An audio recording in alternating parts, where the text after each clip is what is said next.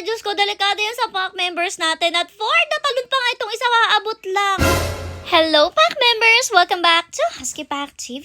For today's video, heto nga may sandamakmak si mother na inihandang kamote para sa ating pack members. At ang ginawa, ayan, tinalsik-talsik, hinagis-hagis at tinapun-tapun baga.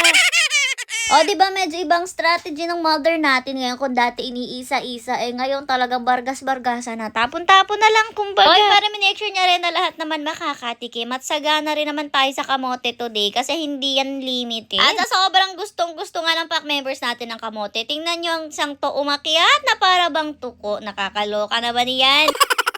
Pero hoy, akala mo naman talaga magkakaubusan guys. Hindi po, kasi gaya nga nasabi ko sa inyo, malasangyup ang kamote ni mother ngayon kasi unlimited. Di kasi gaya ng dati na yung ginayat-gayat ni mother isakto lang para sa kanila kaya iniisa-isa para nga lahat makatikim. Pero ngayon, kung meron mang hindi makakuha sa tinatalsik niya, tatalsikan na lang ulit niya at ipaghahati ng bago. Pero so far mukha namang lahat nakakuha, talagang busy-busy sila dyan pag nguya. Yung iba nga yata nilulunok na, hindi nang inunguya, nakakalurky. Pero yes guys, ang kamote po ay isa sa pwede nating ibigay sa ating mga fur babies na very healthy rin na treat para sa kanila. Ito rin nga na-search ko kay Maring Google. Kita nyo naman ang sweet potato or kamote. Talagang namang perfect ibigay sa ating mga fur babies in moderation. O lagi ko yung sinasabi sa inyo, pwede nyo silang bigyan pero wag yung sobrang dami ng isang bigayan kasi talagang ma-upset yung stomach nila. May possibility na magpupu or magsuka. Though hindi naman yan makakasama sa kanila, talagang ang masama lang is yung masobrahan kumbaga. Kaya nga kahit sinabi ko sa inyo unlimited yan, talagang nung makakain na lahat at makatikim, talagang in-stop na rin ni mother ang pamimigay sa mga yan. Kung mapapansin nyo rin, maliliit na strips lang binibigay ni mother para kahit nga meron makadalawa, makatatlong strips, hindi pa rin sobrang karamihan talaga yung makakain nila. At least, healthy na naman ang treats nila for today kasi gaya nga ng chika ko sa inyo, hindi na po natin sila binibigyan ng mga processed treats. At ito na nga maya-maya pa may nakita ng pusa ang ating mga females. Diyos ko, ito kasing isang pusa na si Puti may umakyat dito sa ibabaw. Balisa kasi siya sa mga pusa na nagpampo na sa atin at hindi niya ina-expect no pagbalik niya dito sa mansion na dito na ating pack members. Buti na lang hindi siya tumalon kasi kung nagkataon, naku, kawawa yan sa makukulit na to. Alam niyo naman kasi kapag may lahi mataas ang prey drive na mga yan, kaya naman pag nakita sila na ganyan mga pusa, naku talagang kung ano magagawa nila, buti na lang nag-akyat-akyat siya dyan sa ibabaw at dyan siya dumaan sa bubo. Kasi rin naman niya kapag may pack members dito, hindi talaga siyang pumupunta, naabutan niya lang talaga ngayon dito ang ating mga females. Matalino rin siya, kita niyo nakababa na siya dito sa loob ng kubo nang hindi siya naaabot na mga yan. Thank you Lord, walang mangyaring nakakaloka today.